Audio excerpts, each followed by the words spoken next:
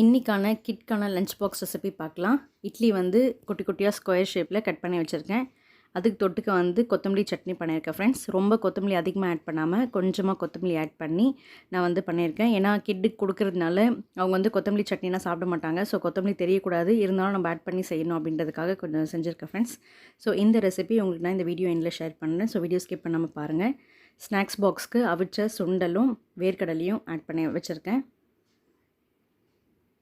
Next வந்து தண்ணி வந்து சுடு தண்ணியில் ஊற்றி வச்சுருக்கேன். நான் சுடு தண்ணி ஆற வச்சு ஊற்றி வச்சுருக்கேன். 2 பச்சை மிளகா, கொஞ்சம் கொத்தமல்லி, ஒரு வெங்காயம், கொஞ்சமாக இஞ்சி, 1 ஸ்பூன் எண்ணெய் விட்டுட்டு கொஞ்சமாக கடலைப்பருப்பு, உளுத்தம்பருப்பு 1 ஸ்பூன் அளவுக்கு ஆட் பண்ணி நல்லா செவந்து வந்ததுக்கப்புறம் எல்லாமே இன்க்ரீடியன்ஸ் நம்ம எடுத்து வச்சுருந்தோம் இல்லையா, இது எல்லாமே ஆட் பண்ணி நல்லா வதக்கிக்கோங்க.